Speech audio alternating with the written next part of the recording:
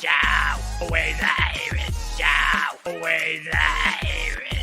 Show. Sometimes it's good to just yell about football. What are you doing? Don't do this to me, Harry! The Ohio State. It's Ohio State! What do you mean, the? It's a poison. I almost stroked out and died over it. I'm glad to be at the party. I'm mad we're this late. You ain't a captain of nothing but a sinking ship. That helps the defense without them even doing a damn thing. Doing a damn thing. The calling line. 312-988-15. You tell Johnny all you've heard and seen. Oh, Irish. Oh, Irish. Oh, Irish. Oh, Irish. Irish. Yeah, that's right. Oh, Irish. Oh, Irish. Oh, Irish. Oh, Irish. Irish. Yeah, that's right. That's right. Welcome in. Welcome back, everybody, to a Friday fun day. Notre Dame fans are in a tough spot edition of the Always Irish Morning Show. And listen, I'm just getting a vibe. We've reached the summer saturation point. And in fact, I'm pretty sure we're beyond it. And it isn't just our fan base. People are ready for real football. Like we did all we could do all summer to find things to keep our minds busy, talk about the big picture, to break down the schedule, talk about the roster, talk about recruiting. We're getting to that point where people are they're running in circles. Every fan base of every team has questions and no answers. And you know what? You know what happens during this moment? Little things that wouldn't matter or register if they were like if this news bit came out on Twitter like in the second week of the season, it wouldn't even register. Nobody would even talk about it. But because nothing's going on right now, it like every little thing gets blown up because there is nothing else. People are wound tight. And I'm noticing that with all fan bases on social media. It isn't just social media. It's social media. It's on my radio program. It's in my emails. I felt it when I was at the Hartman event. There's some interesting stuff that came out with him, by the way. I got some questions for him and his mom. But I felt it like people are just maxed out on like what could be, what should be, what about recruiting? How do you change NIL? Like we're all in our own heads. And I was thinking this, and then the early chats are all like right on point, like almost there, waiting for the season, like let's go. And the reality is we don't even really have to wait for the season to get started for this all to change, for the dynamic on my show to change, to have a whole different subset of topics to go over. That's coming soon enough. All we got to do for that is get into camp. And then once we get into camp, there's like real practical football to talk about. And here's the other thing. Let me just shoot you straight. 312-988-15, by the way, if you have any thoughts about anything. There's a lot of people tell me, John, I'm maxed out on call until we get something else to talk about because we're covering it all. Anybody who wants to, 312-988-15. But here's what I'm going to say. Here's one of the reasons I'm most excited to get into this season and get this all going. And the reason is I have, and I feel like many of you, especially if you're a viewer of this show and the way I covered Notre Dame, and sometimes it's harsh if I feel that it's warranted. Here's why I'm most excited to get into the damn season. I have a lot of big picture anxieties about Notre Dame, about our standing in the landscape of college football. I have questions about our ability to recruit elitely, regularly enough to make us have sustained playoff runs from next year on when the format expands. I have big picture anxiety about, will the undergrad transfer thing burn us in a couple years to where I have all those big picture anxieties and I have answers, but they're not solutions unless Notre Dame listens to me. All of that big picture stuff is going to be in the back of all of our minds, but at least give me this year of actual football that should be really good. And if it isn't, we have a whole different set of problems. Like, the best way to change all of the big picture struggles and worries we have is for this team to be good. Like, that's something we can control. I can't control bag men, pay for play. You don't have to read and write, come play football year, all the other stuff going on, all the games being played. We can't control that. Notre Dame can't control that. What they can control is winning those 12 games on the damn schedule. Winning those games. And I'm excited to just get to a point where I can look at a practical thing Notre Dame can do to help their cause overall. I admit I'm getting in my own mind. It's philosophy every day and big picture this and what if that, what if this. Everybody's sick of what ifs. We want answers. And it isn't just Notre Dame fans. It's everybody. We want answers. We're almost there. That's the good news. I think Notre Dame's camp is what? 2.5 weeks away. So we're getting there. But everybody's ready for it. And it gets to I've had people message me like, John, I love your show. I'm going to be gone from now until camp because I just need a little break from all of this and all the Notre Dame-iness and the recruiting worries. I need a break from that. I'll be back when we get into camp. Don't think I don't like your show. I just need a mental break from it. I get that. I don't advise that because I want the numbers and I want us to do therapy together here multiple times a week. But I understand that. There have been people who are like, I just need a little break. I'm getting in my own head. And that leads me to something else, too. That leads me directly to something else. And that something else is you guys are something else.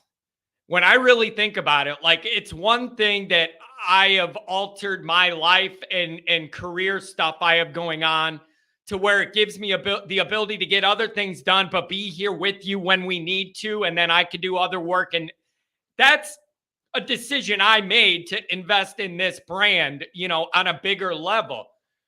You guys got a lot of regular stuff going on and you're here every damn day. Do you know how awesome it is that all through these dog days in summer, all of you guys are living and dying and doing all this with me every day? Like, I didn't know what sort of numbers we were going to get in the dog days of summer. I'm thinking, dude, maybe nobody wants a call-in show. Maybe nobody will show up on a stream because it's the dog days. Like, you got to have a borderline Irish screw loose to be here every day and love this team that much that you want to get worked up and think about it and talk about it and hear about it and philosophize about it every single day. I love you guys, but we're all nuts. But I love you, but we all got to screw loose. And I love you for it because I'm right there with you. Oh, man. All right, let's get through the introduction and do some chats. And then I'm going to go over what I mean by Notre Dame fans are in a tough spot. Again, sometimes I've learned Fridays are weird here with call-in. Sometimes it's a lower day for calls. And in the offseason, I've learned a lot of people are like, I got to get you when I could get you. I burned my thought on the Wednesday or the Monday show, and, I'm out till next week. I think a lot of people take their Fridays off and golf, whatever it is, man. I don't care. I've said it before. Anybody who wants to call in the offseason, we could shoot wherever you want to shoot. Do not ever feel you're limited to the topics that I have bullet points on in the offseason. When we get into the season, and we're doing like post-game shows 1 minute after the game and I want your calls, that's a different story. We want the game, and I'm going to have to shorten you guys up. We're going to have a lot of callers, way more than we have now for those post-game shows. Everybody's going to have to come up with their top few bullet points because we're going to make it quick so everybody gets a chance. I'm so excited for those. Those are going to be interesting. Right after Notre Dame games, the emotions are going to be really high or really low and really magnified and intensified, possibly by some liquid courage by the Notre Dame faithful. Whether that's good or bad, it's going to be interesting. As always, you can find the program on YouTube. Do it, subscribe if you haven't yet. Appreciate it very much. Give the video a thumbs up. That helps me as well. Notifications on. You and I both know why. That way you're alerted every time a new episode drops. I know you don't want to miss it. Twitter, search bar, Always Irish, or at Always Irish Inc. The emails, alwaysirishnd@gmail.com. Thank you to everybody who emailed me. Who emailed me after the Hartman event saying it looks like we did a good job. And there were some comments under the videos this week saying, for people that were there, saying thanks for the hospitality. Your team did a great job. I really appreciate that appreciation. And I'm not going to take all the credit for it. We had a really good team and a lot of people helping out, all volunteering. Nobody got paid for nothing. You know, from our end, setting everything up, that was all just us wanting to further the Notre Dame cause. And I wanted this brand to be a part of that. I don't like being in the position I'm in with a little bit of brand name recognition now to sit on the sidelines. All I do all summer, sit here and complain about Notre Dame and NIL and being more competitive. I'm not in a position where I'm sitting on the Apple board and can give our guys NIL deals with Apple or Porsche or something. But the most I can do is get involved with NIL however I can. And if that involves driving more people to an event so our new quarterback could feel valued, then that's my role. And we did a good job of it. But thank you to everybody who appreciated it and reached out. Audio only anywhere you want me. You can locate me. The call-in lines. You know what they are. 312-988-15. You tell Johnny all you've heard and seen. Fighting Irish Wire. Tune in every day. You type those words in the computer. Notre Dame football stories emerge out of your computer box. It's amazing. I've done a couple articles this week about the Northwestern thing. And you know, could Tommy Rees have that job? If not now, maybe next year when things settle down. And then something else about hazing in general, where the line is. There's certain things that I would consider a hazing that I do think are fairly harmless. It could actually build some rapport, and they're not going to humiliate anybody. And so I've written about that. The other thing is, too, you got to realize, even though that story is making national headlines, it's a very big deal where I'm at. In the Chicago area, this is a very big deal being talked about on the radio stations and all that. There's a lot going on here locally with this story too. And I got a bullet point on that I want to get to as well. Okay. And so we got a couple things to discuss for the day, and we're going to get into them. And one of them's about Northwestern, and then one of them's about Notre Dame fans and the tough spot that the position Notre Dame football's in as we presently sit. It puts the fans in kind of a weird spot. So let's get through the chats, and then we'll go over these two things. Actually, you know what we're going to do? I'm going to do the Northwestern part of this first. Then we'll go to the chats. That's a good little breakup of the segments here.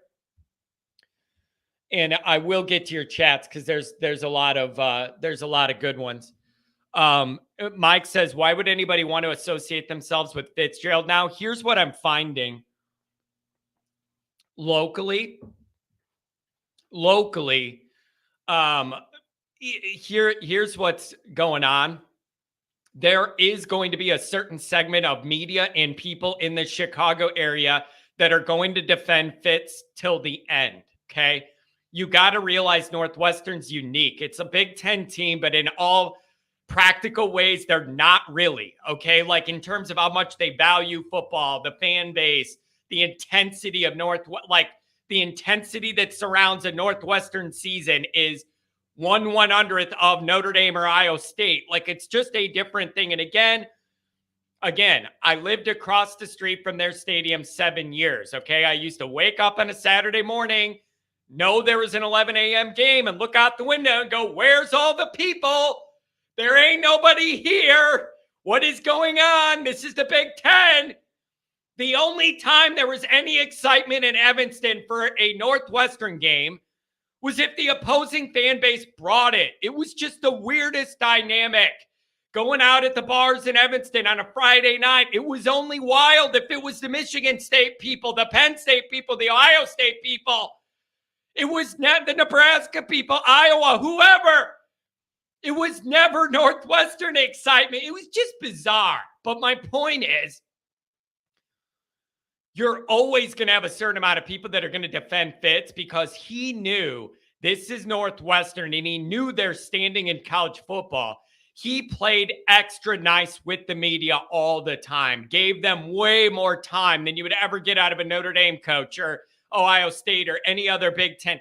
He went out of his way to play nice and kind of suck up with the media and be buddy-buddy with them for all these years trying, and it was genuine. It was his way to try and get Northwestern into the airwaves on 670 The Score, on ESPN 1000 Chicago. Like, he went out of his way to do all that because it was the best he could do to try and pump some life and excitement into Northwestern. And as a result, you have a lot of these media people that are in an awkward spot because they have this great friendly relationship, way beyond professional, friendly relationship with Fitz. And now they're having to ask themselves, what's the real guy? Is all this true? Is he a big phony? Like, what, did he really not know? Is it being exaggerated? Like, there is a lot of that going on. It's a weird thing. Somebody asked, would you want, why would anybody want, what was it? Oh, the Ohio podcast. If you knew Fitzgerald was innocent, would you want him on your defensive staff? He hates Notre Dame. So I don't think that would ever happen. He does not like Notre Dame, going back to when he was a player and then as a coach at Northwestern. He does not care for Notre Dame, and I don't care for him because of it. But just all the do good, try hard stuff and all that. Like, we're the all-American team and all that, and we do things the right way. And now it's like, bro, do you though? You were 4-20 the last 2 years that's rough, bro. 4-20. It's like they should have been talking about doing something with him or the staff or whatever after that, but it took this. Jeez, so I don't know. And then Mark with glasses, by the way, thanks to him. He's been doing some help for me on the edits on some of the shorts, adding in some clips. It's actually pretty awesome. Thanks a lot, Mark. The baseball coach got canned too. Yeah, they got rid of the baseball coach. He has his own scandal. The cheerleading coach had to be fired. They had a scandal there. The AD they hired after Jimmy Phillips left for the ACC only lasted a year because he was trying to pimp out cheerleaders to donors, telling them to wear skimpy stuff and flirt with them at events and all this. And you had the cheerleading scandal, and then you had the football thing, and now you have baseball. They got problems there. You think Northwestern, highfalutin, fancy, top of the line, first class, everything. Apparently not. So they got major issues. Tim B says, most secure job in football. It was for Fitzgerald. He could be there till the day he died in his chair. They were never going to force that guy out. If they're having a really good year, some more people act like they're kind of excited, but still not really. And if they're bad, it's like, whatever, we're smart. We'll get them next year. The whole time I lived in Evanston, waking up to look into his office window in that stadium from my third floor window there, it just didn't matter, bro. It just didn't matter. It didn't matter. You lose 4 games, whatever. You lose 5, whatever. You're undefeated, whatever. I can't relate to how those people process football. I just couldn't relate to how they process football. It's just not that big of a priority. Now this is messing up their $800 million stadium renovation. The residents of the city of Evanston already were against this because they're a private institution making all these big changes to the city, and they're not going to pitch in their full taxes and all this stuff. The fancy people in Evanston on the Lake are not happy about the idea of a loud concert and drunk people walking around their town. Like, you got to understand, Evanston has some rough areas, but most of it, and when you get out of that, by Howard and all that, you get out of that and you get a little further north. It's multi-million-dollar homes on the lake and campus. All right? Those people did not want all this stuff coming in and them not paying taxes on it. And what's that going to bring and do to the city? They already were beefing with Northwestern.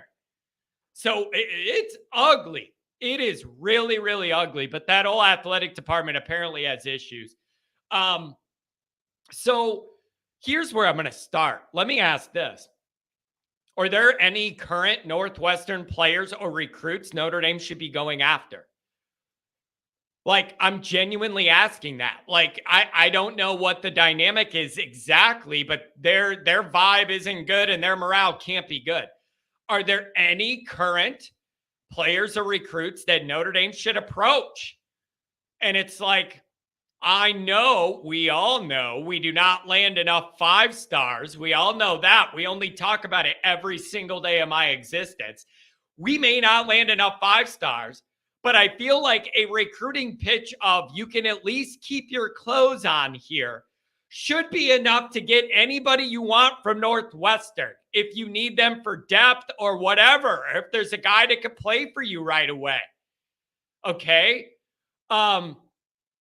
And the idea of, what's the big problem with Notre Dame and the undergrad transfers? Well, when I ask specifics on that, why Notre Dame can't get more of these guys in that are freshmen or sophomores want to transfer into Notre Dame, is I always hear that the credits are the issue. It's usually not like the grade point average or whatever, but it's the credits. Notre Dame makes you have to have certain credits early to blah, blah, blah, blah, blah. Grades and credits should not be an issue for anybody at Northwestern. It's one of the few football places that actually has tougher academics than Notre Dame for football. I could argue maybe Stanford, maybe Northwestern, and then I don't know if Vanderbilt's quite at that level or not, but like, I don't know, bro. Like, that shouldn't be an issue. So if there's anybody Notre Dame really wants for depth or to say, just get you out of this mess or whatever, it should be a layup because it's a smart school and you're not going to have those issues. And so I don't know. And Garen says, I'd say pass till we know how systemic the issue is and who's involved. I don't think you're ever going to figure out what players are involved. I don't think you're ever going to figure that part out. To face like discipline as you're a guy that was bullying people, making them strip and do weird. I don't know if you're ever going to get that level of transparency. And the other thing that bothers me with this is Northwestern is world renowned for the Kellogg School of Business. They have PR experts. They do masterclass seminars on this campus of crisis PR. All right, let that sink in. They host the Summit world-known conferences on crisis PR management in their own building, and they have messed that part of this up in every single possible conceivable way, PR-wise. They have fumbled this. It is the biggest piece of irony you could ever have is to have them being the expert on crisis PR, sitting there saying, here's how you got to do it. You got to get in front of a story and you got to do this. And here's what you can't do. And this, they have done every single thing wrong. And there's a lot of irony in that it's like you have all these smart people here and you're telling everybody else how to do it. And then when it lands in your lap, you don't do the right things. It's the PR nightmare in Evanston is brutal. And here's what I'll say. Listen. This might be the most national publicity Northwestern football is ever going to get, and it's for this. And that is a bad, bad look. So I am just wondering if there's any of those guys that we may be interested in and you might want to approach. And so I don't know. I'm sure Notre Dame staff is aware of that dynamic. Isn't that receiver from Michigan? Somebody tell me if I'm wrong. Is it Henning? Didn't one of their receivers transfer over there? I'm pretty sure they did. And I'm not in a position to say Notre Dame doesn't need wide receivers that I know can run around, even though he's a Michigan guy. So I'm just asking. I don't know. So that's been on my mind this week. Yeah, AJ Henning, I thought so. I would take that guy in our wide receiver core. It's somebody with more proven what he could be more than a lot of guys we have. I'm just throwing it out there. Do they not have a big old D lineman we could take? Anybody in the secondary we could take? I'm just asking for a friend here, and the friend is me, and I am he. All right? Like, I'm just trying to make some moves here, trying to think how to parlay this for Notre Dame people. Oh, all right. Let's get into some of these chats, see where you guys are at here. Thanks for the $5 hour, Paul. Appreciate it. Good morning to you, John the Great. I have a better optimism for ND this year than I have not had in 20 years. Go Irish. As we're coming to the end of this summer run, here's what I'm kind of thinking. On the optimistic side, it's easy to look on the downside of being a Notre Dame fan. Let's look on the optimism side, right? None of us know for really the last, 10 years, 7 to 10 years. None of us know what it's like to go through a Notre Dame season with a quarterback that could do all of the things a decent quarterback does. Think about that. Just think about it. Even all that Ian Book accomplished, I went into every game going, yeah, he ain't the kind of passer that's going to get us over the hump and win playoff games. This isn't what I'm looking for. It's better than something worse than him, but I knew, and you knew looking at it, there were limitations. Physically, with the throws he could make, who he's throwing to. Sometimes Ian Book didn't do a good job of reading. He was too quick and panicked and missed an open guy because he did progressions too quick and panicked. Or other times he held onto it too long. There's just always something missing. We never have had a quarterback lately where you're like, yeah, this is the dude and he could take us far. And he can make all the throws, throw our guys open, bring the young wide receivers along quicker than their natural progression because he's so good he throws them open. Puts it where only they could get it. Hits them in stride, scans the field and makes his reads, and it's the right guy to throw it to in that moment. We have not had those soft traits in a quarterback in so long that I'm wondering how big of a difference can it really make? Those of you that have concerns about Notre Dame's defense this year, that's justified. And I share in those concerns, especially when you get into the marquee three and how those matchups are going to go up front and on the back end in a lot of different ways. It's all I'm saying is we don't know what's possible with a quarterback that could do the things Sam Hartman does. And that is my most encouraging thing of the year is that oh my God, are we going to actually see an offense that I watch and I'm like, I approve of this. I like this. We could throw it around a little bit. I feel like we have a real national quarterback here that isn't severely limited to the point where a defense, it's easy to defend us. I'm sick of these Notre Dame offenses where if you just crowd the line of scrimmage up for the run and then guard the tight end, you get Notre Dame off the field unless one guy makes a magic play on his own, usually Mayer. I guess I'm just saying we're not used to seeing Notre Dame teams with an engine like this. We're usually going into it limited before we're out of the gate. Now, I don't know what that's worth overall. Is having Sam Hartman worth another win instead of a loss or two? I don't know how in the summer you can calculate the high end of this, how much better the team is no matter what else happens, just because you got this quarterback that can do more. And I've said this before. Sam Hartman does not have to be a Heisman-level quarterback for this offense to look way better. That's how low the bar is for Notre Dame's offense, in my opinion. He does not even have to be invited to the Heisman for this to all look way, way better. And when I loop that into the defensive discussion, here's where it comes into play. I got concerns about the defense. I don't know if we're going to be able to stop the run. I don't know if we're going to be able to get after the passer enough to make me comfortable entering the marquee three. Those are some big questions I have. And I will believe it when I see us do it against Ohio State. Not Navy. No. Not Tennessee State. No. Check yourself before you wreck yourself.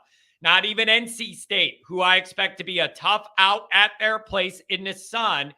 But I believe overall they may take a step back this year. It certainly isn't going to be Central Michigan for the Always Irish tailgate. Show me that you're holding up against Ohio State, and then I'm buying in. But my point with all that is, if this offense takes a big jump forward, it really helps that defense be able to take a breath. All right. This defense, last year, they had to feel like if we didn't score 2 touchdowns on blocked punts and then the defense give up like 7 points a game, we're in trouble. Think about the ripple effects of that. Think about the ripple effects of that. If you were on the Notre Dame defense last year, especially after the Buckner injury, you knew, man, we're in trouble. We're in trouble. We're not going to be scoring 40-something points a game. We got a small quarterback trying to do the best he can, limited wide receivers, like we got issues. The pressure on that defense was immense last year because they felt like they could never give anything up or we might lose the game.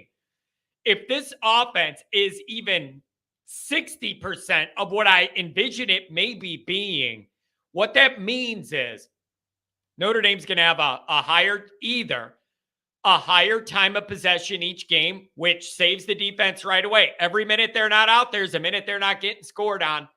All right? Every minute they're on the bench drinking Gatorade is another minute I'm not watching the linebackers run into a wall, not get home on a blitz. All right? Every extra minute Notre Dame's offense is eating up the clock is another minute that our defense isn't giving up a touchdown every single time the other team enters the red zone. Dead last in the country. It's the most amazing stat of last year, you guys. It's the most amazing stat of last year. Once a team got in our red zone, we were dead last in keeping them out of the end zone. It's unbelievable that we were that bad at just folding and giving up touchdowns in the red zone. Last in the whole damn country. If the offense is out there eating up more clock, it's less time for that to happen. Getting off the field on third downs, less time to have to worry about that problem. So there's 2 things it could be. A higher time of possession, which saves the defense's energy and eliminates times they could be scored on. That will help the cause. But it doesn't necessarily have to be time of possession. I am more, oh baby, I'm excited to say this one. If you want to have shorter scoring drives because you're able to pass the ball through and over people and score touchdowns quickly, I would welcome that. That would be a fantastic change from everything we've seen lately. So it could be a higher time of possession and higher point total, building those guys some safety net room to breathe. Or I'll deal with shorter time of possession because we're scoring 7s quicker. And then they build up padding and breathing room that way. So that is the biggest positive of this year is the experiment of how much more you're going to get out of this Notre Dame offense with Sam Hartman in charge. And I don't have the answer to that, but I know if he's healthy, it's way better. I don't have a calculation. I don't know how to say we average 10 more points a game because of him, or 6, or Sam Hartman being here raises our win total by 1.5 games, or what. I don't know how to measure all that, you guys. There is no measurement for it now in the summer. But I do know it matters, and it's going to make a big difference. And that is the biggest standing out big picture point of this whole year, is seeing what a difference that makes. So there's reason for optimism. Now, do you want the bad side of this? I don't even want to do this to you fine people. I don't want to do this to you fine people, but it is on my notes, and Paul kind of brought it up in the first comment of the day. So I'm going to address it. Nobody's in the mood to address this or think about it in this moment, and neither am I. But it's my responsibility to bring this up, all right? We have all the big picture issues about Notre Dame standing in the country, trying to compete for talent, NIL, pay for play, transfers, all of it, okay? You better have a damn good year this year, because the next year is a little iffy. And what I mean by a little iffy is the next year, you don't know what you have at quarterback. Again, you're back to that where you don't know what you have at quarterback. And also, you're losing your two best, the twin towers of terror at tackle. Okay? That is anxiety provoking for me already. I don't want to make you guys think about it, but that's another reason you better get what you could get this year and have a hell of a year and showcase what you could do. Because that next year, you're losing both your tackles to the NFL, and we have no idea who the quarterback's going to be or if they're any good yet. Whether it's one of the young guys, either Carr or Minchie, or if they have to go to the transfer portal, there's going to be a lot of insecurity there and uncomfortable feelings there. And then I got to worry about replacing those tackles too. That's a tricky year to navigate, and it's already in my head. So you better make some moves this year to kind of help that along and help your recruiting and get into that. Because I'm just telling you, when we're sitting here a year from today, we're going to be talking about things a lot different because we don't quite know what we're going to get next year the way we do now on offense. So I just telling you to think about it. Matt Miller, good morning, everybody. Marcus Freeman named to the Dodd Trophy watch list. And Ed Orgeron to Northwestern. I'm tired of the headlines. Just kick the damn season off. Let's go. See, I'm telling you guys, people are just worn out with all of the questions you get no answers to in the middle of the summer session season. Marcus Freeman named to the Dodd Trophy watch list. Okay. Like, I don't understand. Somebody tell me, how do you get nominated for that? Like, what's the process? I don't know. I guess it's good to be on there. Have a better year coaching than last year. Don't lose to Marshall and Stanford would be a good start. Or whoever this year's Marshall and Stanford are. Don't lose to them. How about that? Let's start there, Marcus. It would help if his most important player was upright for those moments, too. Orgeron to Northwestern. Did you guys see that? That I don't know whether it's true or not. There were tweets coming out, and it just said, Ed Orgeron expresses interest in Northwestern and this and that. Listen, anybody that thought Kelly going to LSU, being like a Northern guy going down to LSU was a culture clash or awkward or whatever, those type of things could go two different ways, in my opinion. One, a total nightmare where nobody buys into it. You just can't relate and it just doesn't vibe. Nobody listens to you. They kind of check out and it doesn't work out. Does not seem like Kelly has that problem. Seems like he's got things pretty stabilized for now, the way he wants to do things. So it could either totally fall apart on everybody and not work at all and clash, or it could be exactly what everybody needs. A new way to do things, a new way to look at football, a new mindset, a new voice, just a new energy that's totally unique to the place. And that's kind of what Kelly brought to LSU. Ed Orgeron to Northwestern is the least fittiest fit I've ever heard of in my entire life. And here's what I mean by that. The footballiness of him, like kind of the Neanderthal grunting and yelling and the voice and the no polish, you're just getting what you're getting and all that. That every single thing about that is the opposite about Northwestern is. Northwestern is button down academics, 24/7, 365. I told you guys, I did not feel comfortable in that town with all those people when I lived there. I couldn't relate to them. The girls I would meet, just meeting people, brainiacs, and I'm not a genius. I couldn't relate to these people, but it's all business, all buttoned down, all polish, even more than Notre Dame tries to be. You're right up on the lake there near Chicago. It's all that big city stuff, part of the campus downtown. It's big city fancy, big city luxury, big city business, big city suit and tie, everything. Buttoned down to the T. At Orgeron's the opposite of that. Now, if you want to argue that's exactly what they might need is a guy to come in there and change all that, fine. But here's my question. The group of players that could get into Northwestern, can Ed Orgeron talk to those guys in a way that makes them want to go to Northwestern? That it's a very, very different thing of you having that voice and the delivery and the way he shoots off on everything. In a lot of places, I don't know if he could channel that enough to hit these academic types. Going in the living room of a guy that's got a 4.3 GPA and a perfect ACT, and he's in the living room. I don't know how that goes. Could go great, but I don't know. But visually and delivery-wise, he is the total opposite of every way Northwestern does things. And it's very interesting. Sounds like they're going to go with somebody else that was on the staff as interim for now. So maybe this is more, they do damage control, flush this year down the toilet, hope time washes some of this away, and then they do a real hire after next year. I do think it was very interesting that all of the assistants and support staff stayed and they put it all on Fitz.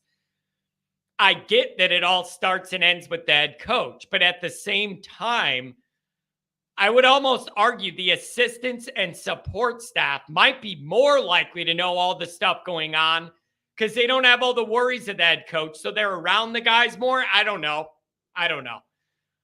It's just wild. It's wild. Domer guy, you got your own segment the other day. Was that yesterday? You got your own segment. 347, I see ya. I'm coming to you in 1 minute. Let's paint the house to Rockville green on September 23rd. No more red takeovers. Go Irish. Again, the single key to all of this, and I say it every week. I'm going to say it again, damn it. The only way the vibe is going to be close to what I want it and need it to be for the Ohio State night game is Notre Dame must be undefeated. If Notre Dame slips up before, it ruins all of this. All of the vibes are ruined. All the big picture goals are ruined. If we lose a game before Ohio State, the place is going to be flooded with red. Notre Dame people are going to sell if we lose before. It's going to flood the place with red. But the bigger thing is mentally what it does to the fan base. If we slip up before Ohio State, it means we're losing a game we should not lose. That means when you're going into Ohio State, Notre Dame fans are all going to have in their minds, this is no longer like, if we win it, it's awesome. And what could the year end up being? It turns into, you got to win this to avoid having 2 losses before we're even halfway through the year. And we're looking at 8-4, 7-5, 9-3, some garbage nobody wants this year. It changes the whole mindset. If you're undefeated going into it versus have a loss, then it turns into like disaster prevention rather than excitement winning. Do you get what I'm saying? Ohio State if you're going to say it's a must win now, if we lose a game, it's a double must win because you can't have 2 losses before you're halfway into the year again. And then you got tricky trips to Duke, Louisville, back home for USC. Like, you can't afford to do it. Or you're looking at 9-4, 8-4 all over again. And ain't nobody got time for that. We did that garbage last year. Nobody's here for that. All right? Domer guy. Wear green and be mean. I like the rhymes, Domer guy. You know I like those rhymes. Happy Friday, John. Did you catch the Sammy Eisman interview on ESPN? Well, you will know from watching this program previously, I do not watch ESPN content other than live games where that's the only way you could get it. Otherwise, you'll never see me watching any of that programming. But I did see it on Twitter that it got clipped up. Telling you, Sammy Heisman having a good week here. All right. He got the NIL event Sunday with a lot of attention and a lot of people wishing him well and building his profile up. Yeah, you're welcome, Sam. And then you parlay that into the ESPN thing. That's beautiful, baby. I love it, love it, love it. Get that promotion out there. I love it. Oh, man. C. Jones, Mike Jones. Anybody old enough to remember what I'm referencing from when I was like 20? Mike Jones. Who? Mike Jones. Anybody remember that? C. Jones. Morning, John. We're getting closer to kickoff. Yeah, we certainly are. And everybody needs it soon because we're all losing our minds all summer. Adam's heading to the dentist. Good luck. I'd rather listen to me yell than do that. Deborah Thomas, I can't wait till football season gets here. Jay Lehman, every single day. Go Irish. Good morning, Garen. Good to see you. Mark, thanks again for the edits on some of the shorts, some of the help with that. I really appreciate it. Mark says, 347, I got you, I promise. Hartman says his mom is making a necklace out of his surgically removed rib. Gotta be the weirdest NDQB random fact ever. You know what I picture there? You ever see those documentaries where they're like, we're going to send this journalist reporter into the random wilderness of Africa that's never been discovered before, and he is going to follow a cannibal tribe who lives in the jungle and has no modern amenities and whatever, and no running water, no electricity. They literally live off the grid. Like the few tribes there are, they do that. And then they go there to visit, and it's like some white dork preppy, biologist or something, some academic type all buttoned down. And he goes into the wilderness.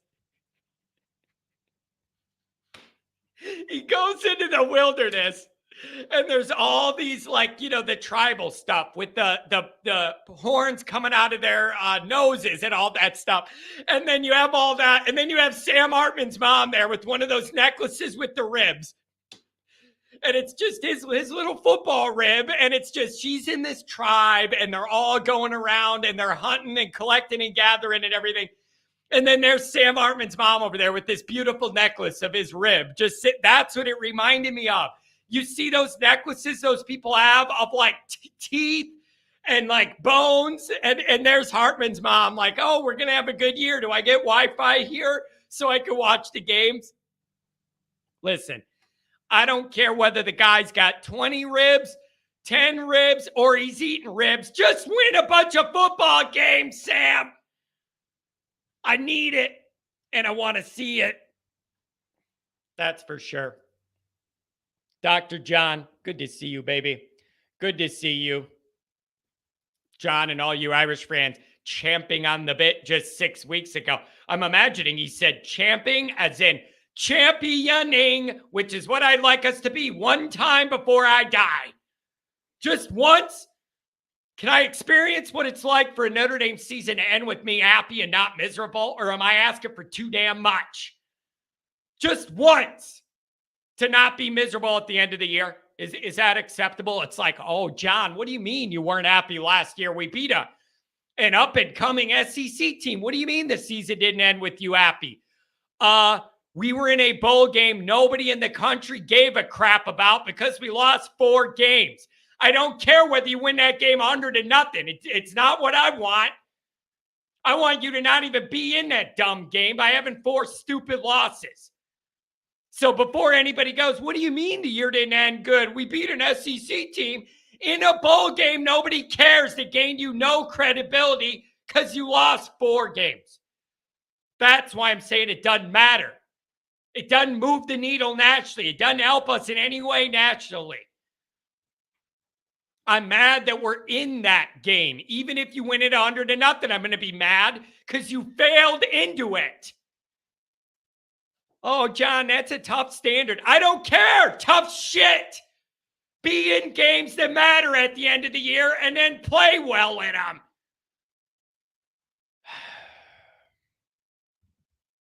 My hair's going to fall out. We ain't even going to get to the season. Can we stop focusing on dumb awards like Coach of the Year, O-Line U, Heisman? That's this time of the year. And then the next dumb thing that's going to come is everybody's going to put out their preseason rankings, and everybody's going to debate on who's high, who's low, who's getting robbed, where Notre Dame is. Everybody's going to do an article and do a podcast about it. I tell you this every year. There shouldn't be rankings till about week 5 or 6. Let all the Power 5 teams play the high school teams before their conference and all that, and then get into it. I don't think you could start doing this till you get into about week 5 or 6 and really judge who people have played and how they look. But that could never happen because that doesn't sell magazines. That doesn't get clicks on a YouTube video. That does not get articles read. And I say that acknowledging I need all those things to make a living, by the way. Like, I'm not trying to degrade myself because I'm going to do those things too. And that's how you get your numbers. But if I'm being honest, you shouldn't have any of that till like week 5 or 6. See who people have played, how they played, and how good all these teams are. So whatever, man, whatever. All right, I'm going to take this call and we'll get back to the chat in a minute. Let's see what's going on. 347. It's like heaven. Good morning. John, good morning. Long time no speak. First of all, dog days of summer, but there's always things going on in Notre Dame world, no? Yep, man, it's every day there's something. It's just it's amazing that there's always something with Notre Dame every day of the year, even in the off season. It's just there's no answers to a lot of it in the short term, and that's what has Notre Dame fans in their minds. There's no answers, but there's a strong desire to win. And I got to say, I feel very strongly we're not that far off. You had made a point a little while ago on your show. I think it might have been Paul, was concerned about 2024, losing Fisher and Alt and losing Hartman. And maybe, maybe things wouldn't be so optimistic for next year. I want to push back on that because please do. I want to feel better about it, man. But like when I look down the tunnel, I do have anxieties about that because think about it, man. It's two of the things we feel the best about this year is those tackles and the protection that's going to give Hartman and Hartman raising the quarterback play bar. And then I'm looking at the next year and you're losing the things I'm most comfortable about that make me feel better about it. Give it to me, baby. Give it to me. You got it. So these very talented wide receivers we're inheriting this year will currently be freshmen. Next year, they'll be sophomores. They'll be more experienced. In regards to offensive line, when have we ever had a poor offensive line? And, Alt and Fisher, superstars, likely first-round picks. Mm-hmm. Are you aware Alt was a 3-star? Yeah, I am aware of that. It's a big story. You got him as a 3-star and what he's emerged to at Notre Dame on the offense. And wasn't Morrison a 3-star? And he's going to be a 3-and-done NFL guy too. Those are really good recruiting wins for 3-star guys that normally we would complain about. Got to credit the staff on not only the evaluation, but the development of those guys. A lot of it is their God-gifted talent. But as much as we criticize the staff, you got to get them credit on those ones. 100%, 2 home runs right there. But I think in regards to the offensive line, they've been pretty much an offensive line factory, whether you want to call them a top 5 or a top 10 offensive line. Yeah, I'm not overly concerned about it. The huge upgrade in terms of wide receiver talent is a plus.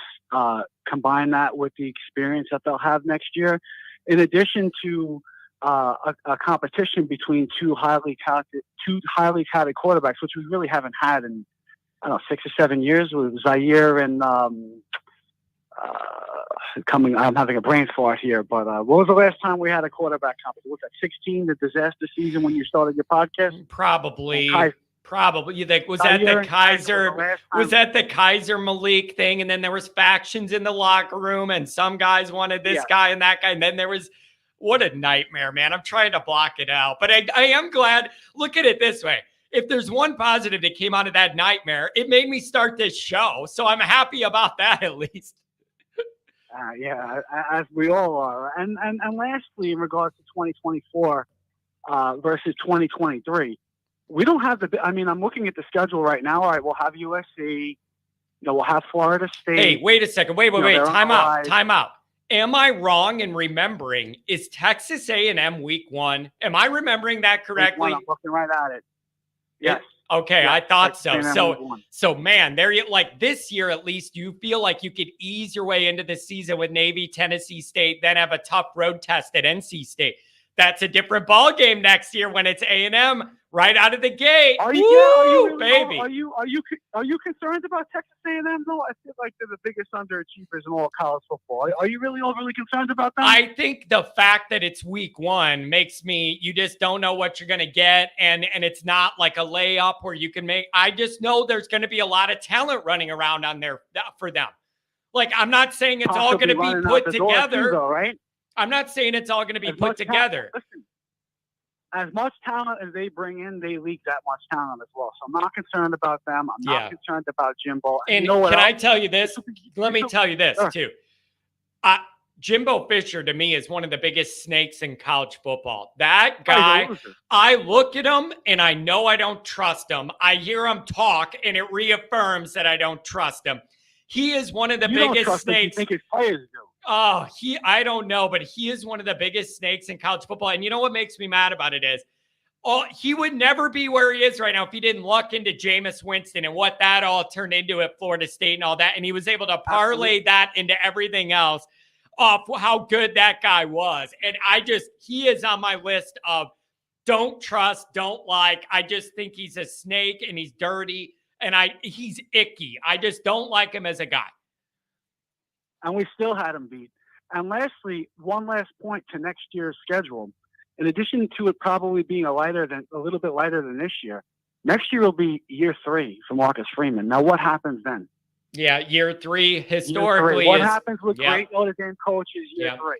And the other thing is, next year, you're going to be in the new playoff era too. So and that's going to change things too, because it's going to be a brand new experiment with how that's all going to go. But you got to have a good year to get in there and see what that's like. But this year's a big year for a lot of huge reasons. So is 24 for a different set of reasons. Like these are important times for Notre Dame. Like it's just not a run-of-the-mill year in the middle of the Kelly era and one blends into the next. There are some big objectives that have to be met here this year and next. 100%. And when you mentioned the playoffs, I think that can kind of be intertwined with the hot topics recently during the summer, which is the somewhat downward spiral, quote unquote, I should say, in recruiting. And listen, Notre Dame isn't a factory for top 30 recruits. That's not a secret. But I don't know. From my perspective, I don't know how valuable top 30 recruits consistently are versus more so always getting, top 200 recruits. I think consistency is key, and I think the playoff is intertwined with recruiting in that going 11-1, 10-2, we're basically guaranteed a spot.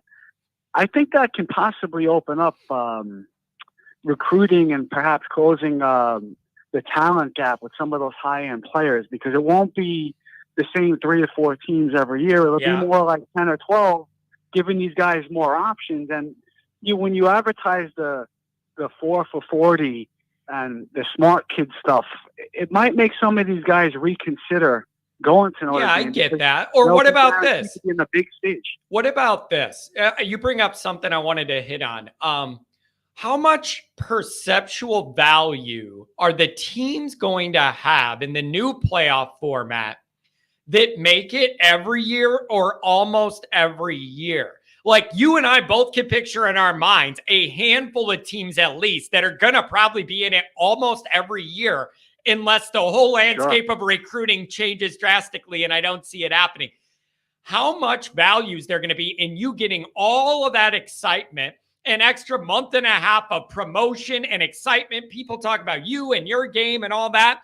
Teams that make that field regularly, I think, may end up in a different bracket where if you're in it every year, kids are going to like that. And it's a showcase just for those 12 teams.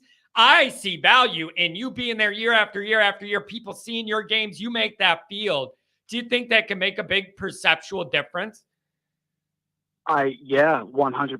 I actually think it's what we currently have is a microcosm of what it will be. I mean, Ohio State, Alabama, Georgia, Clemson, they're basically the four teams that have really consistently capitalized on this 14 playoff since we've expanded to it since the BCS era. I definitely think when we expand to 12, it'll make room for more talented recruits to give them more options.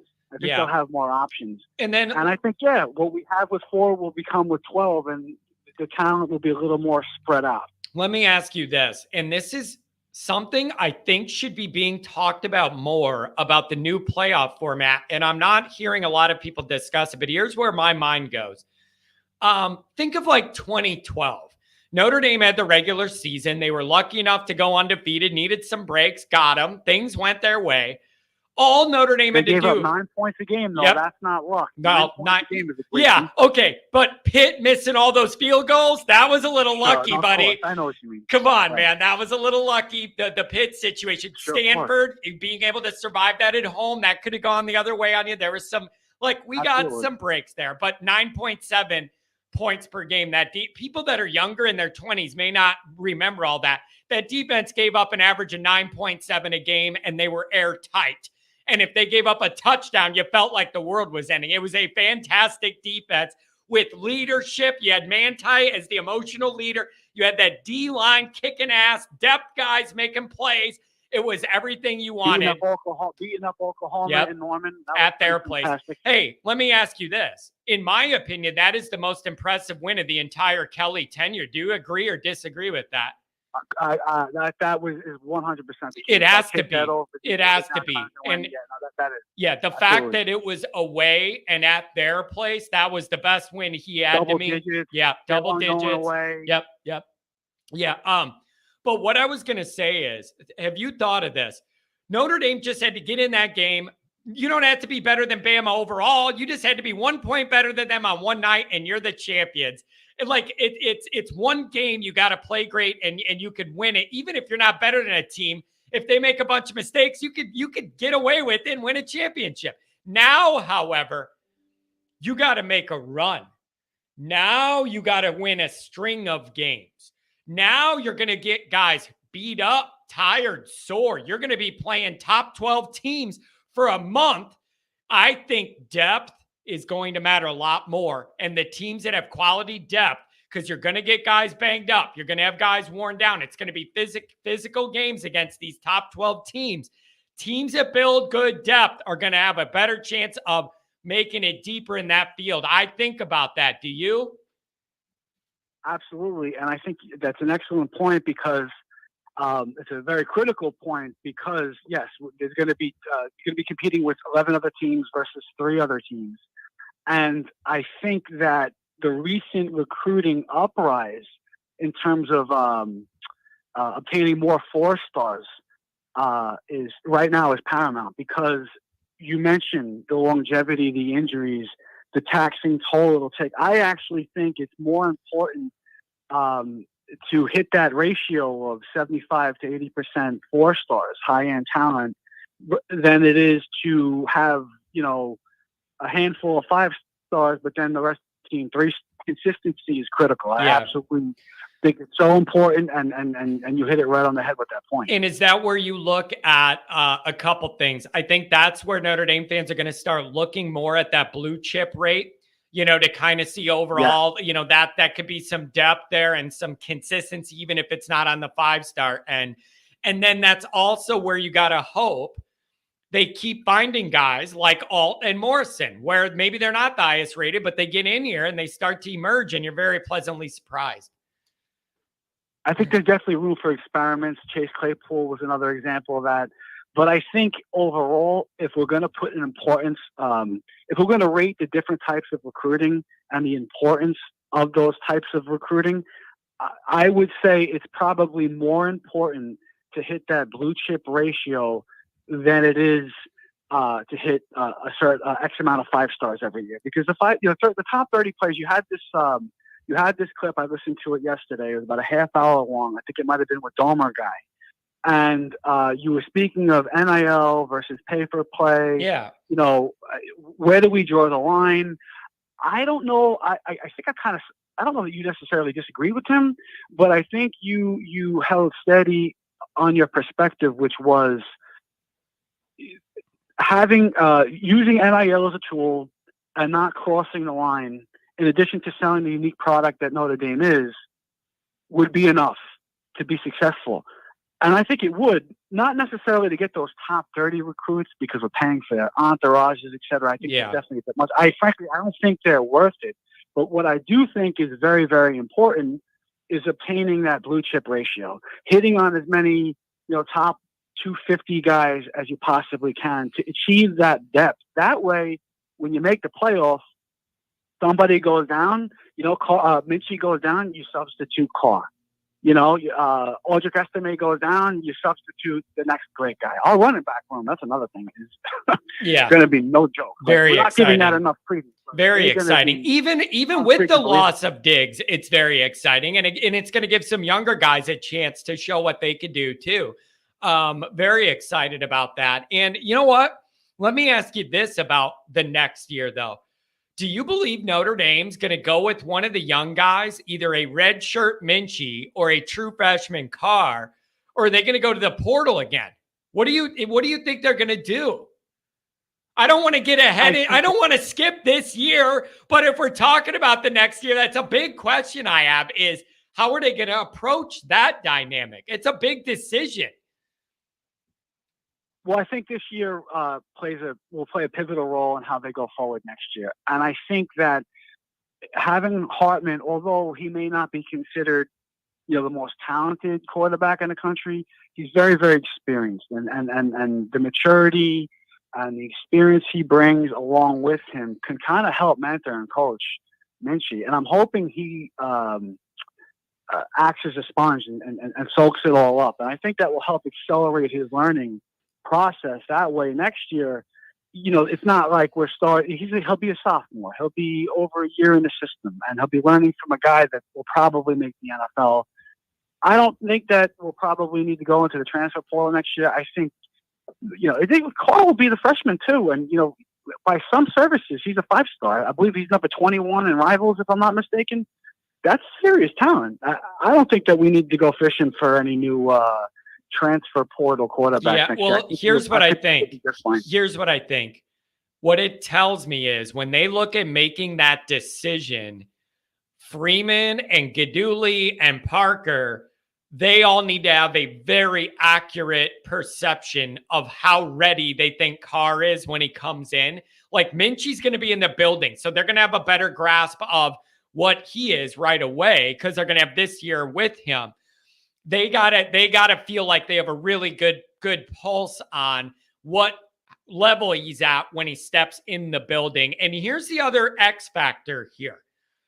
I was never impressed with the way Tommy interacted with the quarterbacks, developed the quarterbacks. He was the OC and the quarterback coach. I never saw a developmental path from any of the quarterbacks that impressed me at all. I never saw any of them come in here, get with him, and gradually just keep getting better and better and better and moving up. And it's a complaint I had about the Kelly era overall. None of those quarterbacks just kept getting better. They all stalled or the numbers went down. I am asking, how big of a difference could Guidugli make being the quarterback coach, working with these young guys? Maybe we'll actually see some development of these young guys. What do you think?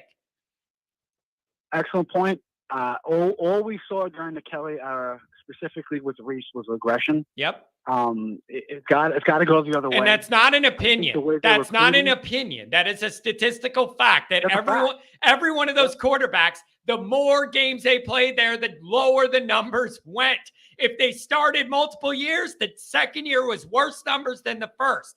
That should be a big red flag for everybody. That's not how it's supposed to go. It's the opposite of development.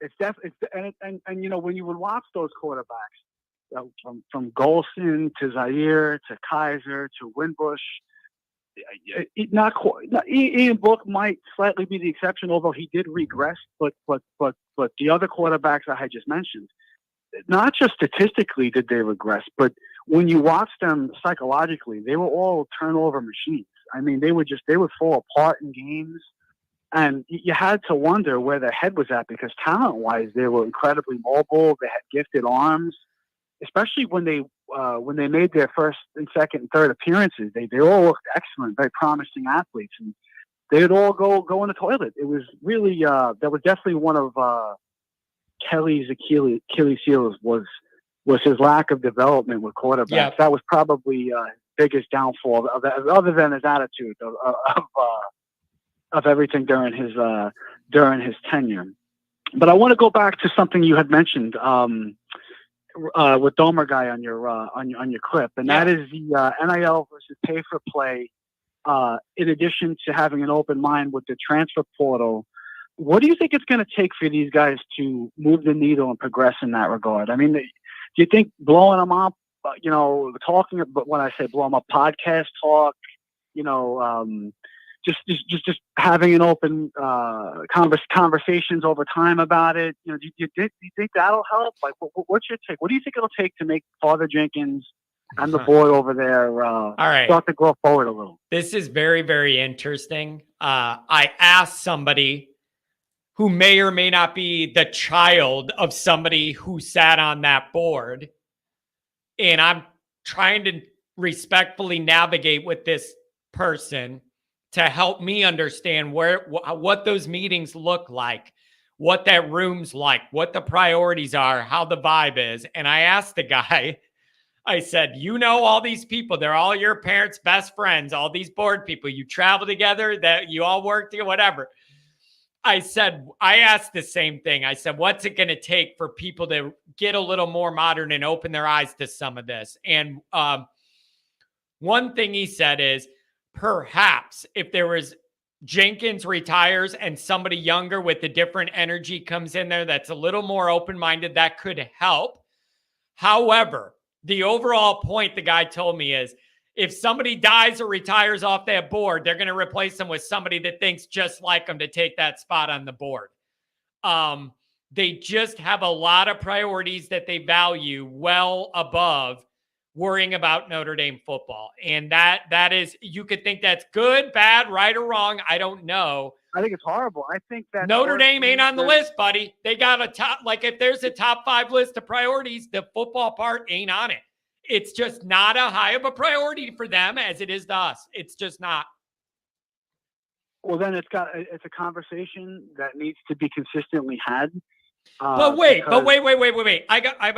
I'm gonna give you an example of this. This is a good phone call. I'm enjoying this. I'm glad you're catching back up. It's been since May. I see on the call-in log. Very good to connect with you. Oh, hasn't been that long. Yep, wow. I got May. Every show, so it hasn't felt that long. I got May 15th on here as the last call. I know what I was gonna say. You were saying, what's it gonna take? The media blowing this up, or podcasts and YouTubers talking about it, putting all that pressure. Here's an example of what I mean. No one on that Notre Dame board in a million years would ever watch the Always Irish show. To them, I am a nobody, hillbilly idiot in my basement yelling and screaming about things that don't matter. None of those people are ever going to watch my show. It's below them to ever consider doing that. Like, that's what I'm talking about, the difference in how these people live and how we live. None of those people are consuming any of these shows or YouTube or reading the articles about the football. They think they're above all of that.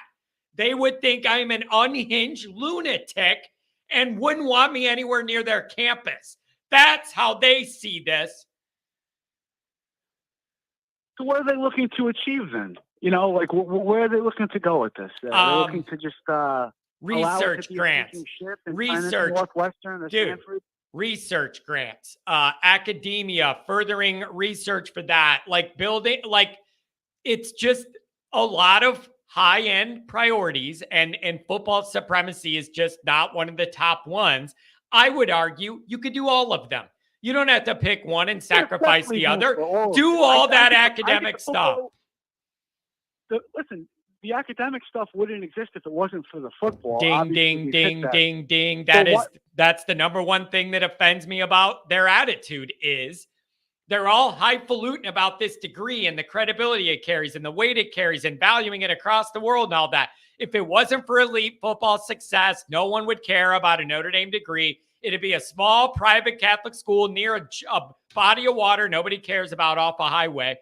So that's what offends me is without elite football, none of this fancy stuff would matter. And I feel like they're kind of turning their back on it now. I really think so. And, you know, there is a business aspect to this that now exists with NIL. And you brought this up with Mercedes, BMW, all these different types of highly successful, wealthy alumni. You could totally create an avenue regarding their business, the Notre Dame business model. Guys taking math and economics and business-related courses and intertwining it with the NIL program. And you can't have this closed-mindedness because you really it's gonna suffocate the program and it's really gonna be detrimental to the university. I just don't understand how they don't. Now, all right, let me ask you this though. Here's another angle that gives me a little bit of hope. The other angle to this is I understand Jenkins may be stepping down in the very near future, and I do believe they have a successor. Can't wait. I believe, yeah. Well, I do believe they have a successor in mind for that. However, is it possible that when Bavakwa takes over as AD for Jack, maybe he thinks more modern and he's closer to Freeman's age and more on his wavelength? Perhaps he is going to be able to be a better bridge between what Marcus needs and that board than Jack was either capable of being or wanted to be in terms of supporting the young head coach to get him what he needs within reason of our values and all that. I am hopeful maybe he can be a new modern conduit to that. And he has a very different background than Jack. He was a walk-on for Lou. So this guy has a little bit of that football gene in him, that competitiveness, knowing what that intensity's like. In a way, these other people have no idea. He's more connected to football than Notre Dame's usual ADs. Do you hold out hope maybe he can open some eyes to some modern ways because his approach is going to be way different than Jack from his experience being way different and being way younger? Are you hopeful with that? I guess I have to be. That's all we have. Yeah, exactly. That's a good answer. Buddy, that's a hell of an answer. I like that a lot. What is he, 50? Yeah, it's the truth. But yeah, listen, he is significantly younger. You know, as is Freeman with Kelly, you know, out with the old, in with the new. It can only get better in regards to having an open mind and moving forward. But like you mentioned, the next step is probably Father Jenkins, right? He's probably the last of the archaic minds holding them back. Yeah. And you know what else too? I'm going to tell you this. This is a little secret insight from some of my board people. John Jenkins was not the first choice. They had another guy that was the first choice, and there was a little situation and some political games being played and a little blackmail situation. Like there was some drama. There was some drama behind the scenes because Jenkins was not thought to be the top guy for that. And there was a little weird situation there with some leverage, things being there was some games going on. That was not the guy that Notre Dame people were planning on it being, but they had an issue and they didn't want any bigger issue and they couldn't go down the other path. And I don't know all the details, but I was told there was some political games being played and some pressure and leverage there. So he wasn't even the guy a lot of people thought they were going to get to begin with. Keep that in mind.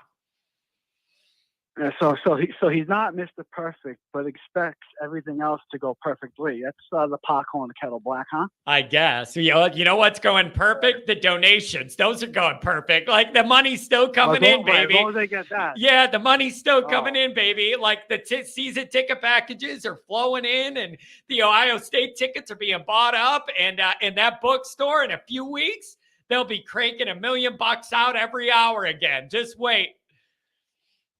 Listen, I ultimately think Notre Dame will be as good as they want to be, and that's great because they control their own destiny. if they continue to hold themselves back, they're going to be 10-2, 9-3. Every once in a while, 11-1, 12-0.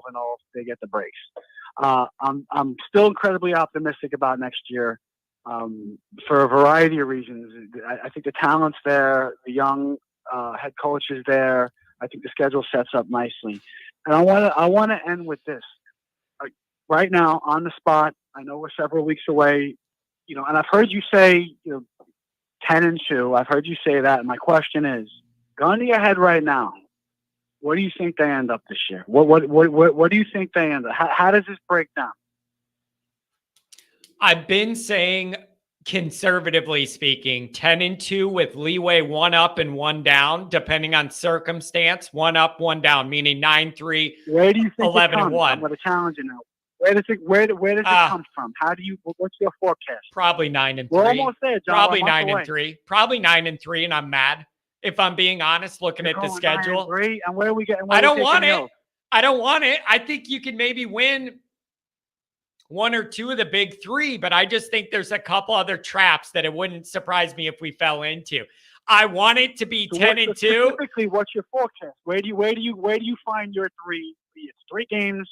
Where are we taking those of?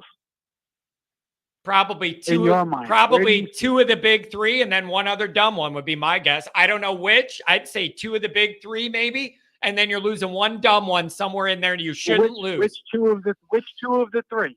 Which one of the 3 do you think we're beating? I think probably Clemson. Clemson, I think, would be the one I would pick over Ohio State and USC. I don't like this discussion, man. I don't like it. I want 10-2 or better. I have too many anxieties about the roster right now to feel good. Really? And your anxiety being what? What's the issue with the roster? Where do you see a hole? What's the flaw?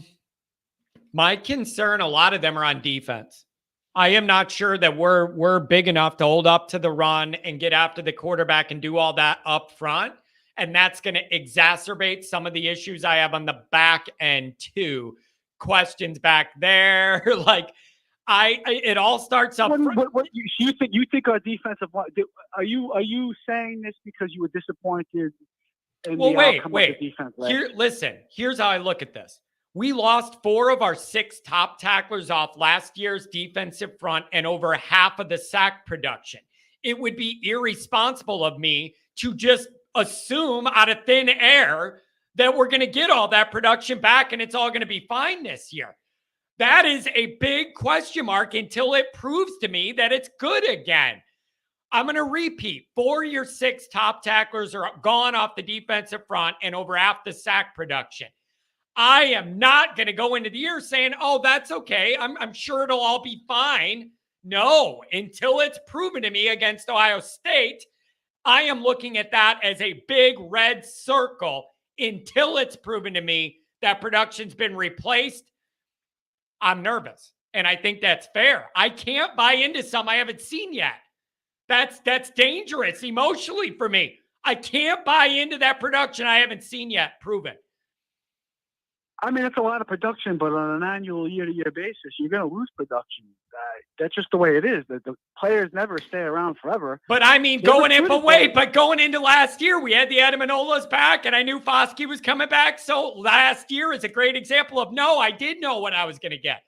I had a baseline. I went in there figuring I know what I'm going to get out of the Twins. I know what I'm going to get out of Isaiah. Like I had more comfort in that area last year than I do this year. I just haven't. I got to see it to believe it. And I don't mean against Tennessee State and CMU, Ohio State. Sure, I agree. So you're okay. So who's getting after the quarterback, bro? Who's getting after the quarterback? Who is your sack specialist that you trust to come off the edge and get the quarterback? Who is it? Well, I think the cornerbacks have the defensive backs have been upgraded. The linebackers were all highly touted coming in. Mm-hmm. They've got another year of experience. I understand the defensive line lost Foskey. Actually, he was kind of a little bit of a disappointment last year, to be quite honest with you. I don't think he met expectations. But overall, I was pretty satisfied with the defense last year. I don't particularly think that they're going to drop off this year. I'd be pretty content with them staying the same. And I actually think the offense will be upgraded enough to allow the defense to rest. Man, I would, if that defense was like in the ballpark of last year or as good as last year or a little better, that would be great. Cause I think the offense is going to take a big enough jump that would be fine. But I just, man, it all starts up front to me. And in those marquee 3 games, that defensive front is going to be so important. I just cannot blindly believe in that in production I haven't seen yet. So I'm optimistic, but it's like. But I'm gonna push back on that. You don't believe in production that you haven't seen yet. So what do you think of the offense this year? I have 5 years of Sam Hartman putting up numbers that make me feel confident that will be okay. The offensive line has a history of being okay, and I love the running backs. That alone, Sam Hartman's stat log alone gives me confidence in this offense more than I have on the defense. He don't even have to be great. Okay, but he could just be himself. And that stat sheet that we have after 5 years, and I know the offense is going to be better, because it's just a higher level of quarterback play than we've had lately. See, I'll push back on that and revert to the defense again. And that Freeman is a defensive-minded guy. He was a linebacker. He was a defensive coordinator for a period of time. Al Golden is a defensive guy. I can't see, just like you mentioned with the offense, I'm equally optimistic about the defense. And I love that. I love that. Hey, I'm open to it. Make me feel better about it. But here's my nightmare, and then you talk me out of it. Here's my nightmare. Oh, this is awesome. The offense is a lot better. Hartman for Heisman and all that. And then the defense falls apart. We kind of half-ass it early in the year and feel good. And then against Ohio State, we get blown off the ball, can't stop the run, don't get after the young quarterback. Do the whole Notre Dame thing where you make a first-year starter for a team look like an NFL All-Pro. That's happened to me 80 times in my life. A quarterback that you never seen before looks great against Notre Dame. Like, I've seen this play out too many times. My biggest nightmare, other than Hartman getting hurt, is the offense takes a big step forward, but the defense falls back so much in the biggest games, you can't make progress overall. That's my biggest fear. Talk me out of it. I want to be talked out of it. Please do it. The defense has not been a weakness in 8 years. That's it. The defense has been the backbone, the foundation of the team. Accurate. For the past since 2017 till now. Yep. You've always been able to rely on the defense. But let me ask you this.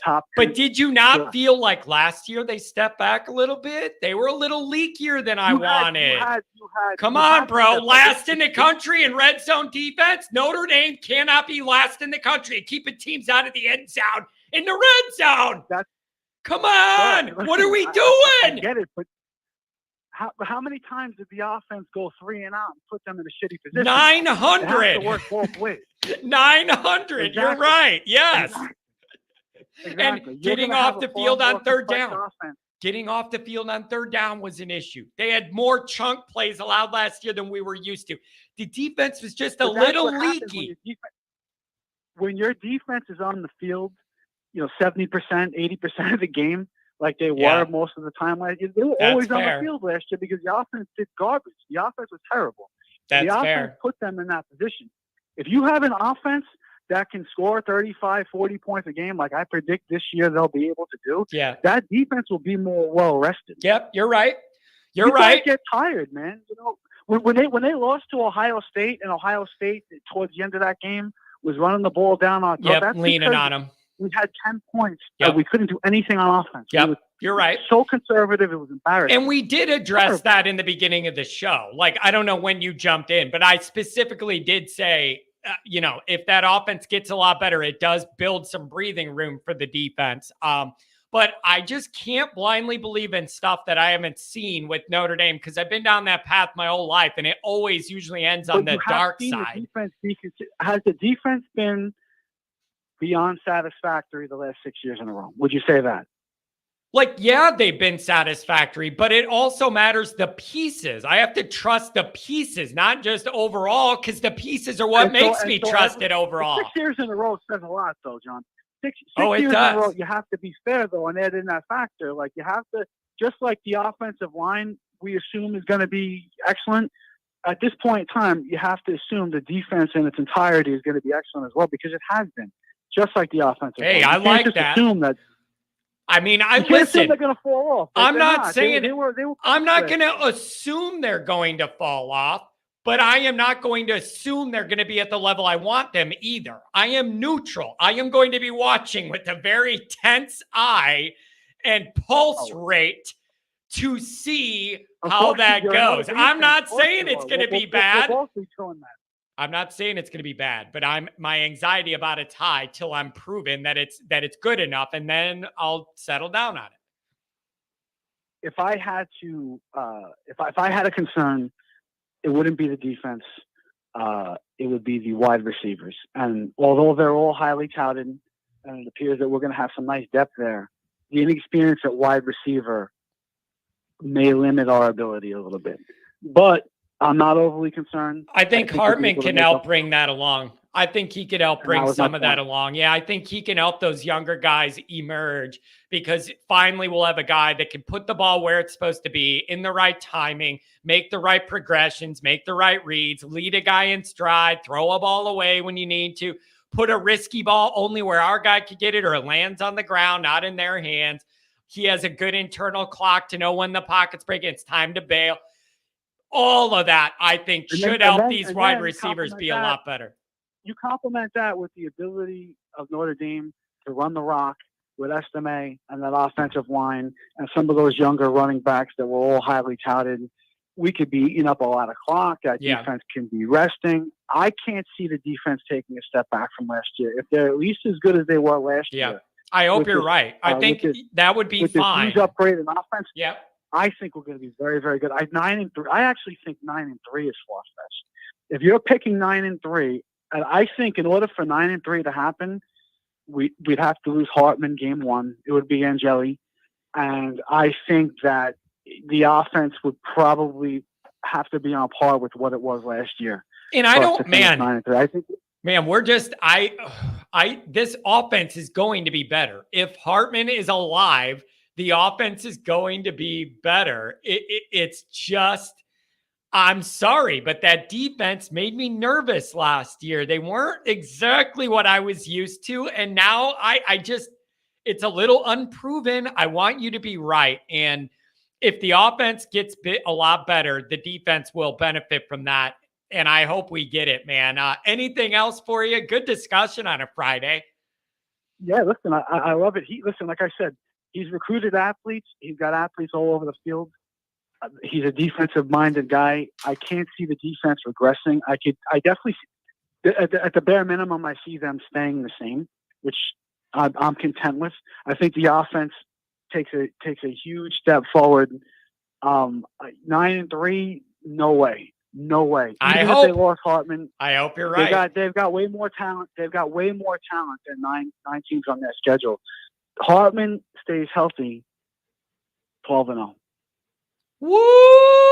Hartman stays healthy, 12-0. Absolutely. My biggest concern is the opposite. I think Clemson will be our biggest challenge. I think Ohio State. I think they're a little flaky. I don't really believe in Day. I've made these points before. Lincoln Riley, he can recruit and steal and pay for whatever players he wants. Yeah. Guy doesn't know what defense is. I know it's different now with NIL, transfers, blah, blah, blah. I won't believe it till I see it. Plus, we have those two games at home. Dabo, proven winner. On the road, we clipped them pretty good last year. They're going to have a chip on their shoulder. But you know what? I think we'll be playing with a chip on our shoulder this year. I think 9-4 was a huge kick in the stomach last year, and I think our guys are going to be hungry. Man, but if we're you are talking throughout the year, John. I'll be checking in with you, buddy. We're going to be all right. We'll be 4-0. Hey, listen. I cannot be more clear about this. I really want you to be right, man. I really want you to be right. I want that defense to be good, the offense to take off, and we're winning. We're beating a marquee 3. I want you to be right, my friend. I just have a I lot feel of very Notre Dame strongly- scar tissue, and I worry about everything. I feel very strongly about this. I believe this year is wide open. I believe it's anybody's year. Okay, Georgia perhaps is above everybody else. I know Ohio State talent, blah, blah, blah. They have a lot of question marks as well. Two of our toughest games are at home. And I think we are the more well-rounded team. We might not have the highest amount of top-tier talent, but I think we're the most scrappy if you put all four of our teams, on a field, Ohio State, Notre Dame, USC, and Clemson, I would pick Notre Dame. I feel we're the most scrappy, and I think that senior 25-year-old NFL caliber quarterback is going to help us bridge the gap this year. I could see us making the playoffs 12-0. I'm calling it right now. All right, buddy. I want you to be right, and let's keep in touch on this to monitor our progress. I want you to be right, and I hope you are, my friend. I want you to have a good weekend, and thanks for touching base. Been a couple months. Glad you were able to get this out. Give me a call whenever you get a moment. Absolutely, John. You take care of yourself. Have a good one. Man, that guy loves Notre Dame. Ain't it beautiful? Ain't it beautiful? But yeah, I mean, the thing is, it's like, oh, well, they're grindy and gritty and all that. Well, that's fine. What about the talent, though? Like, that's fine. Scrappy and all that. Give me the talent. Like, and maybe the biggest question of all this is, and he alluded to it, he's saying with a healthy Hartman, 12-0, I don't know how to measure that. I don't know how to measure his impact in ratio to wins. I just don't know. So it's very hard to look at that way. Yeah, scrappy doesn't cut it. I'm sometimes scrappy is a code word for crappy too. Like for teams who don't have enough talent, you'll hear, well, they're scrappy, and it kind of equals not enough talent. This guy's got 12-0. Listen, I'm not saying it can't be a reality. I just do not know how to estimate the impact of a healthy Hartman on the offense. Is that worth a half a game, one game, a game and a half on the plus end? I don't know how to measure that. I really don't yet. Mark says Notre Dame being scrappy is an insult. Like, that's where that's like what announcers say when there's a game between a more talented team and a less talented team, but they're trying to convince you it's going to be a tough game. Then you turn into this scrappy Northwestern team. Like, I just need answers, you guys. I'm losing my damn mind. I need answers. All questions, no answers. Somebody at the Hartman event asked me if I make all these silly voice changes on purpose. Like, they're like, sometimes your voice is high-pitched and other times your voice is real deep and raspy. How do you know what happens? I don't know. It just depends on what I'm yelling about and which vocal cord it hits. I can't control that. Adam Dowling, too many slow guys. I put on Twitter last night, you guys. I put on Twitter. People are saying, just worry about, the guys we have and coaching them up and everything, and we'll be fine. And I put the Frank Leahy quote from 1946. There's a picture of Leahy kneeling in the Notre Dame Cathedral before the game, and the quote was, by Leahy, I found prayers work a lot better when your players are big and fast, which is so appropriate to what we're talking about now. All the way back to 1946, that was what he said.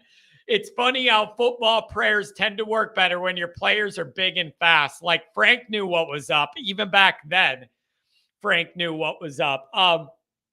Let's make sure I didn't miss any super chats. The $20 holler from Mike, I appreciate it. Keep some of this money for a beer and give the rest somebody to buy a ticket to Ohio State. P.S. in Yelling John's voice. Paid $1,000 for those 2 Ohio State tickets, so stop crying and go get yours. If you don't want it to be a red out, buy a damn ticket. Buy a ticket. $5 holler from Adam. Appreciate it. BK never saw schedules like Marcus is dealing with. I'm telling you, Brian Kelly had a lot of advantages in Notre Dame. Particularly, USC being a flaming pile of manure the whole time he was there. And then he ended up with some soft schedules like for Notre Dame. And it wasn't because Notre Dame tried to do it that way. There were brand names on a lot of those Brian Kelly schedules. It's just that they weren't any good that year. Look at the schedule we played last year against Ohio State, USC on the rise the way they were with Williams, and then Clemson and all that, compared to Brian Kelly's toughest game as last year being Cincinnati at home, and he couldn't handle it.